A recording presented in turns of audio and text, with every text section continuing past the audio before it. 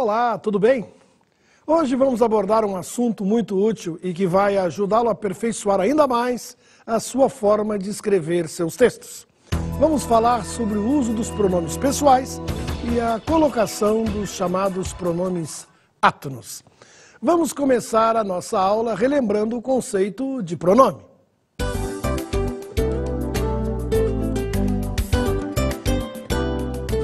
Os pronomes constituem uma categoria de palavras tão importante quanto a dos substantivos. Eles podem servir como uma espécie de coringa, sendo usados para substituir um substantivo. Pode ainda se referir a um substantivo ou acompanhá-lo qualificando-o de alguma maneira. Variáveis em gênero e número, os pronomes concordam com o substantivo ao qual substituem, referem-se ou qualificam. Os pronomes podem ser classificados como pessoais, eu, tu, eles, possessivos, meu, teu, seu, demonstrativos, este, esse, aquele, interrogativos, quem, qual, indefinidos, alguém, algum, ninguém, e os relativos, que, quem, qual, cujo, assim por diante. Mas hoje destacaremos apenas o uso dos pronomes pessoais e a correta colocação dos pronomes átonos. Os pronomes pessoais são aqueles que indicam uma das três pessoas do discurso: a que fala, a com quem se fala e a de quem se fala. Após refrescarmos a memória com o conceito dos pronomes pessoais, podemos passar então ao tema da aula de hoje propriamente dito, que é o uso dos pronomes pessoais retos e oblíquos. Você lembra quais são os pronomes pessoais retos e os oblíquos?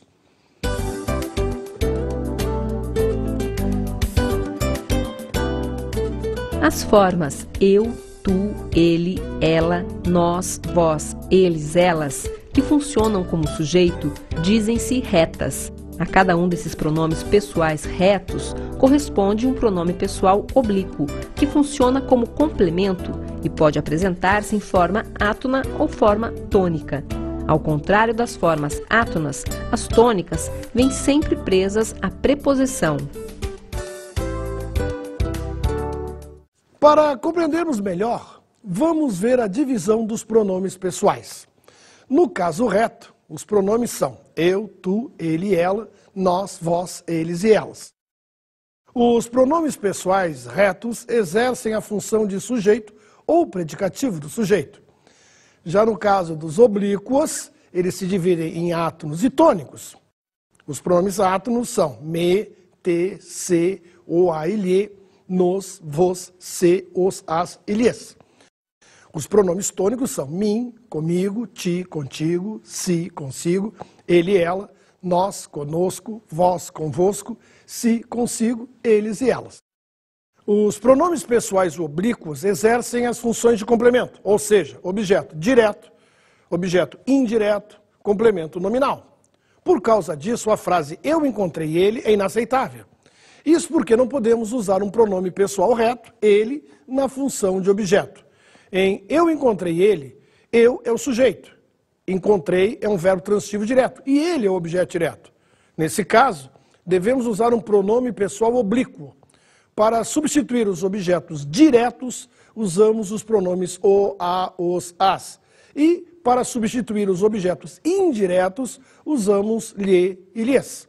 Então, a frase correta fica eu o encontrei, ou então eu encontrei-o. Vamos ver mais um exemplo inaceitável que é muito comum na fala do dia a dia. Quando você precisa fazer alguma coisa, como você diz? Isso é para mim fazer ou isso é para eu fazer? Sempre que o pronome pessoal anteceder um verbo no infinitivo e exercer a função de sujeito, devemos usar o pronome do caso reto. Então, o correto é dizer isso é para eu fazer. Vimos que no caso do exemplo, eu é pronome pessoal reto, mim é pronome pessoal oblíquo tônico. O pronome pessoal reto, eu, exerce a função de sujeito. Já o pronome pessoal oblíquo tônico, mim, nunca exerce a função de sujeito e, obrigatoriamente, deve ser usado com preposição. A mim, de mim, entre mim, para mim, por mim e assim por diante. Veja o exemplo. Eu li o livro. Eu é o sujeito. Ela trouxe o casaco para mim. Aqui mim não é sujeito. Agora acompanhe este outro exemplo. Ela trouxe a revista para eu ler. Nesse caso são duas orações. Ela trouxe a revista, é a oração principal. Para eu ler é a oração reduzida de infinitivo, para que eu lesse. Devemos usar o pronome pessoal reto, eu, porque exerce a função de sujeito do verbo que está no infinitivo, ler. Logo, a diferença entre para mim e para eu está na presença ou não de um verbo, sempre no infinitivo após o pronome. Este chocolate é para mim, este caderno é para eu escrever. Assim, sempre que houver um verbo no infinitivo, devemos usar os pronomes pessoais retos. Isso ocorrerá com qualquer preposição. Ele fez isso por mim, ele fez isso por eu estar cansado. Para encerrarmos este assunto, observe a sutileza das próximas frases. Para eu viver nesta cidade, foi preciso que os amigos ajudassem. Para mim, viver nesta cidade é um prazer. Na primeira frase, o pronome pessoal reto, eu, é o sujeito do infinitivo viver. Na segunda frase, a vírgula indica que o para mim está deslocado. Devemos usar o pronome oblíquo, mim, pois não é o sujeito do verbo viver. Passemos a outro exemplo. Você sabe dizer qual é a forma correta? Não há nada entre eu e você, ou não há nada entre mim e você? O correto é, não há nada entre mim e você. Como já foi explicado, eu é pronome pessoal reto e só pode ser usado na função de sujeito.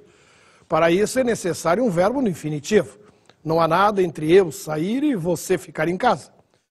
Não havendo verbo, devemos usar sempre entre mim e você.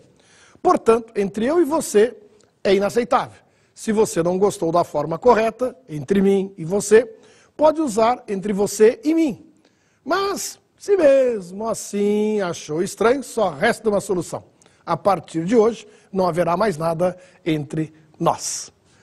Vamos agora ver mais uma regra importante relacionada ao uso dos pronomes eu e tu, mim e ti.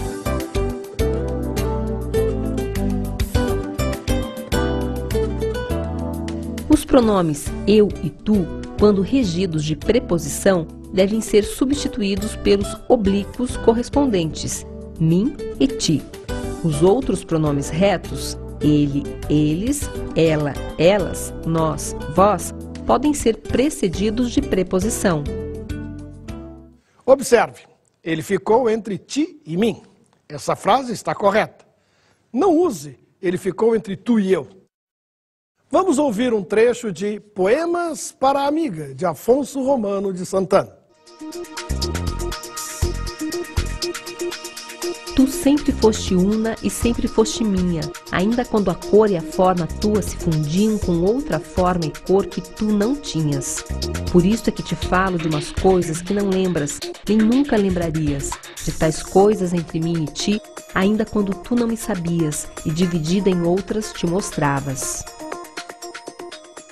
Vimos no poema o emprego correto dos pronomes tu, mim e ti. Vamos conhecer uma história interessante sobre os pronomes tônicos que se iniciam com a preposição com. É importante observar o que ocorre quando a preposição com antecede os pronomes tônicos. Não se diz com mim, mas comigo, por exemplo. Essa forma tem origem no latim, quando, grosso modo, a preposição com era colocada após o pronome mim com, nós com, etc. Com a sua anteposição, passou-se a com mim com ou com nós com, formas que evoluíram para comigo e conosco. Isso ocorreu em todas as pessoas gramaticais, daí os termos comigo, contigo, consigo, conosco e convosco. Então, como vimos, se a preposição é com, Dizemos comigo, contigo, consigo, conosco, convosco, e não com mim, com ti, com si, com nós, com vós.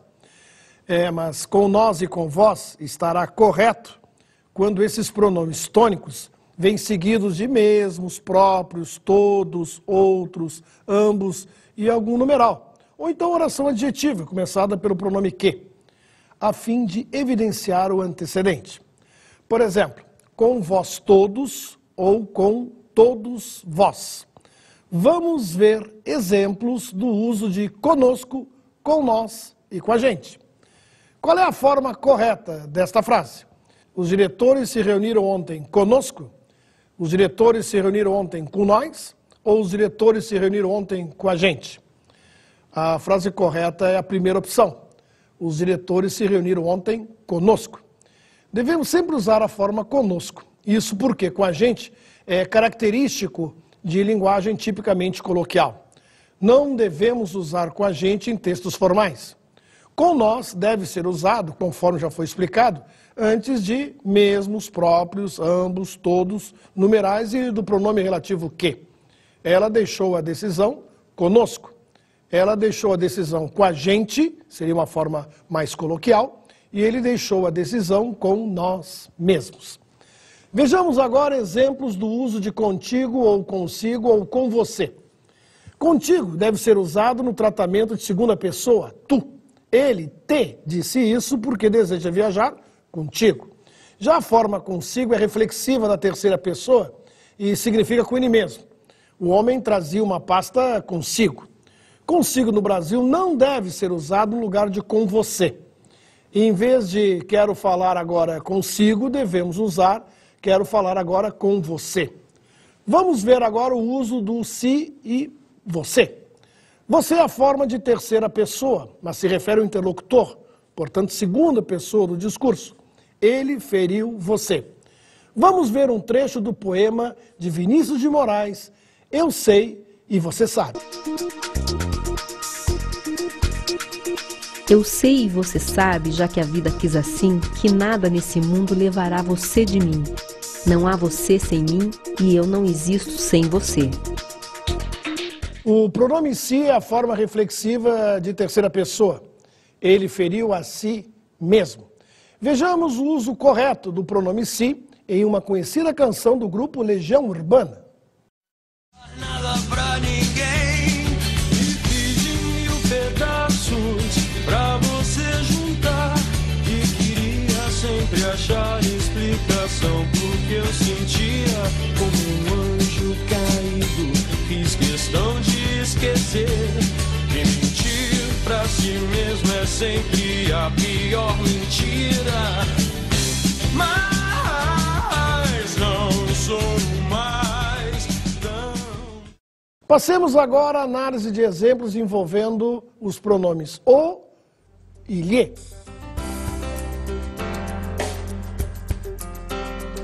Qual dos dois exemplos está correto?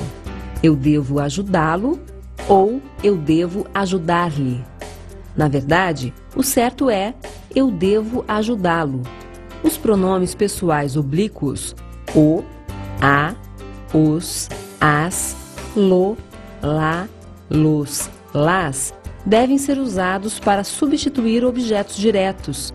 Quem decide se o objeto é direto ou indireto é o verbo. Em caso de dúvida, vá ao dicionário. Lá está a regência do verbo, ou seja, se pede preposição ou não. Temos de lembrar que quem ajuda, ajuda alguém. Ajudar é um verbo transitivo direto. Por isso, mais recomendável é dizer que eu devo ajudá-lo.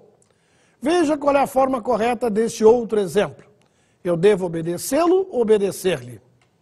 Aqui, o certo é eu devo obedecer-lhe. Isso porque o pronome lhe, como complemento verbal, substitui os objetos indiretos. Eu não lhe obedeço. Eu devo dizer-lhe a verdade. Quem obedece, obedece a alguém. Obedecer é transitivo indireto, por isso, devo obedecer-lhe. Preste atenção a esta dica.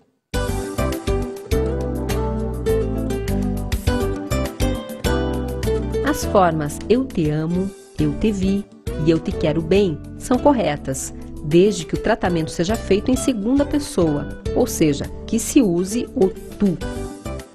Se o tratamento for em terceira pessoa, ou seja, quando usamos o pronome você, devemos dizer eu o amo, eu a vi, eu lhe quero bem. Nessa última forma, o verbo querer bem tem o sentido de estimar e é transitivo indireto. Por isso, devemos usar o pronome lhe, que é o objeto indireto. Eu lhe amo, embora muito usado, é inaceitável, porque o verbo amar é transitivo direto. Se você acha que eu amo ou eu a amo são formas esquisitas, diga simplesmente eu amo você. Agora vamos analisar a colocação dos pronomes átonos. Os pronomes átonos são me, te, se, o, a, lhe, nos, vos, se, os, as e lhes.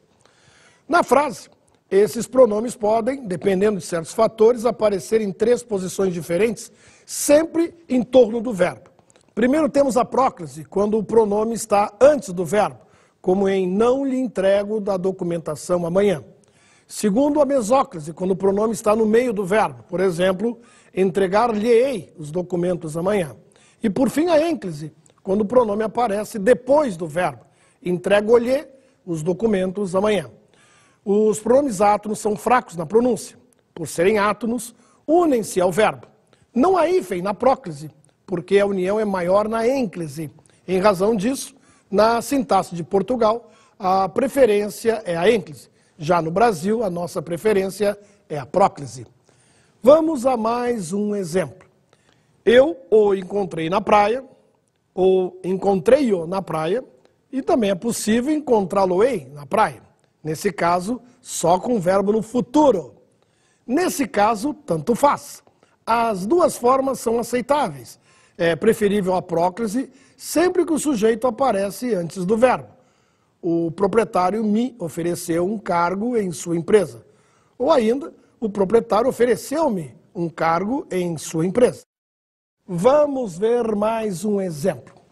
Para você, qual é a forma correta? A secretária não lhe deve entregar os documentos ou a secretária não deve entregar-lhe os documentos? As duas formas são aceitáveis. A próclise não lhe deve entregar está correta devido à presença da palavra negativa, o advérbio não. A ênclise do verbo infinitivo, não deve entregar-lhe, é sempre correta. Muita gente começaria uma oração desta forma. Nos reunimos ontem com o diretor. Mas, segundo a tradição, o correto seria reunimos-nos ontem com a direção. Isso porque, segundo a sintaxe lusitana, não devemos usar o pronome átono no início da frase, embora seja muito comum no Brasil. Se você considera a forma reunimos-nos pedante ou artificial, sugiro que ponha o sujeito antes do verbo e use a próclise. Nós nos reunimos ontem com o diretor.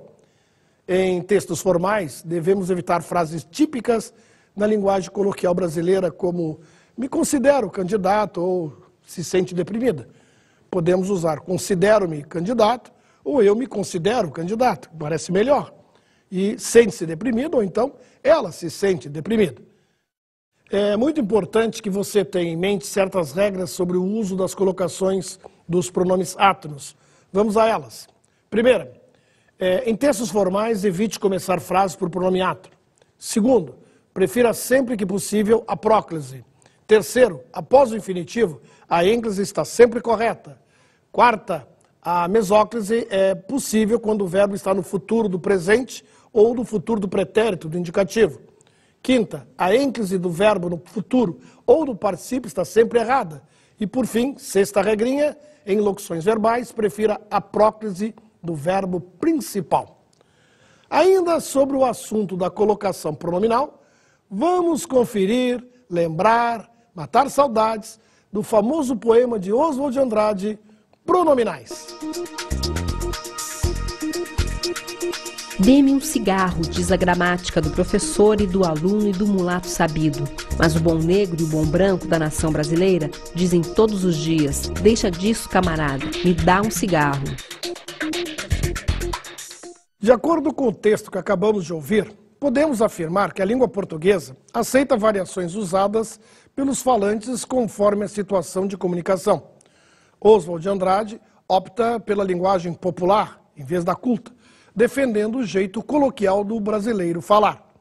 O texto, na verdade, defende a ideia de que é possível se fazer entender no dia a dia usando a linguagem coloquial. O professor Pasquale Cipri Neto também aborda este assunto num artigo muito interessante chamado Se Lembra da Fogueira, cujo trecho vamos acompanhar agora. Parece absurdo manchar de vermelho a redação de uma criança por um erro de colocação pronominal.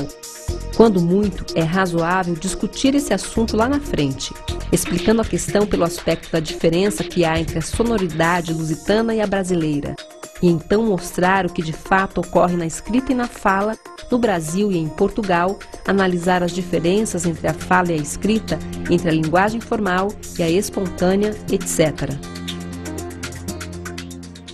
É por essas e por outras que o novo acordo ortográfico foi assinado entre os países falantes de língua portuguesa. A ideia é tentar unificar algumas questões de ortografia para aproximar o idioma em todas as nações em que o uso do português é oficial. O que podemos entender é que a colocação pronominal é um assunto muito importante. Conhecer suas regras e saber aplicá-las corretamente vai auxiliá-lo a escrever melhor. Mas sabemos também que você não precisa sair por aí falando de uma forma rebuscada, abusando das mesóclises e das ênclises. É importante saber que existe diferença entre a norma culta e a linguagem coloquial, que nós falamos no dia a dia. Conhecer e saber tirar bom proveito dessas diferenças será muito proveitoso para você. Acredite, não é uma questão de certo ou errado, mas sim de adequação. Saber qual é a linguagem mais adequada para usar no momento certo. Espero que você tenha gostado da aula de hoje. Tire seus proveitos, aplique, melhore a sua forma de comunicação. Até a próxima!